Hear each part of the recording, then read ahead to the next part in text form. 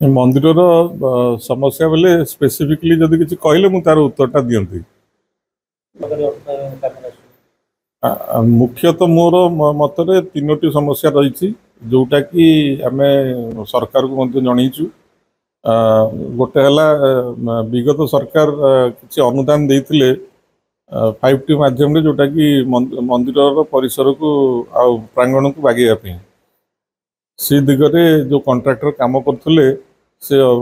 कामटा अधूरा छाड़ी रही तहसिलदार माध्यम जड़े तहसिलदार आमर आली तहसिलदार होती बोर्ड जड़े सभ्य एवं माध्यम खबर दिखाई रथ पूर्व से जिनटा को जमती कंप्लीट करेंगे माने पहंडी हवा पूर्व सी कथा देते मु रज पर काम आरंभ करी रथ यात्रा पूर्व सारियापी चेष्टा करी। ये हूँ एक नंबर कथा। द्वितीय कथा हूँ मंदिर जो नेत चढ़ी बांधि पारना से गोटे बलुरी छता होद्वारा कि नना मैंने से चढ़ी जो बांधा कथा से जिनस बाधा हो। तृतीय मंदिर उपरे चूली उपरे गोटे गछ ओस्तवर गछ उठू जोटा कि आम दृष्टि आकर्षण कर नना मैंने ताकू काढ़िया को मूलर उपाड़ा पड़ो जहाँपाई कि एक्सपर्ट लोक जो मैंने पथुरिया मिस्त्री जो मैंने अच्छा डाकिकी से जिन कटेवाई एक्जिक्यूटिव अफसर को कहुई से रथ पूर्व से कम करेंगे। किंतु ताठू बड़ जोटा बड़ समस्या से गछटी है केमती से गछटा से कौटू फाट सृष्टि अतीत जहाँद्वारा कि कौन मत से चढ़ई मलू पंजी होती गछटा सृष्टि होता से जो फाट जो होती से फाट को मरामत करने एक्सपर्ट दरकार कहीं मंदिर आर्कियोलॉजिकल सर्वे ऑफ इंडिया अधीन आसे जोटी कि से माने एटा को मॉन्यूमेंट हिसाब से तांकर स्पेशल कारीगर अच्छा जो मैंने आसिक तर्जमा कलापर से माने तार समाधान बाटा काढ़े कहीं लोकल मिस्त्री एवं लोकल लोक ये जिनस मुंड पुरेवाटा मुझे भावुँ उचित नुहे। सुशांत कुमार दास मु श्री लक्ष्मणराव जी को सेवक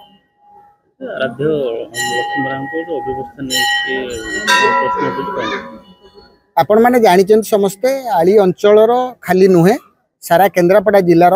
सारा राज्य भक्त मैंने आसता ये बहुत प्रसिद्धि एवं ये अंचल इष्टदेव मंदिर श्री श्री लक्ष्मणराव जी मंदिर। ये जो मंदिर आप देखुं ये मंदिर ता भितर जो 5 फुट 5 इंच ऊर्ध जो कला मुगुनी पत्थर बराह जी मंदिर बराह जी मूर्ति अच्छी मो जानवर सारा अंचल मूर्ति बा मंदिर ना किंतु दीर्घ दिन धरी ये मंदिर प्रशासनिक व्यवस्था थाई ट्रस्ट बोर्ड थाई एवं ता सहित ये हेरिडिटरी ट्रस्टी वंशानुगत क्रम ट्रस्टी राजा साहेब अच्छा सी थाई सरकार विभाग थाई ये मंदिर दीर्घ दिन है अवहेलित अवस्था पड़ रही ना कहीं बुझुची कहले कहीं शुणुची कहीं देखा ना बुझा ना किसी जिनसर समाधान करने को कहीं नथिला बोली जाना जाउछि। आपण ये देखिपारे मंदिर उपरे बहु फेणा हो जाए चारि पाखरे दधी नौटी फाटिकी चिड़चिड़ी हो गलानी चारि पाखरे गछ उठिलानी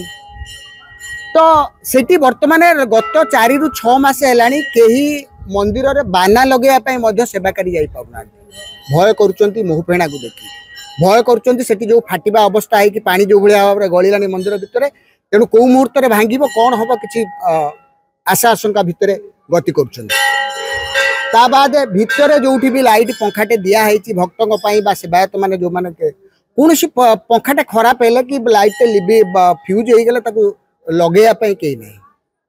चतुर्पार्श्वर अवस्था देखो गाई गोरु छेली मेढ़ा सब पशिकी मलत्याग करेश दूषितमय हो मंदिर जो परिवेश स्वच्छ परिवेश रहा कथा जो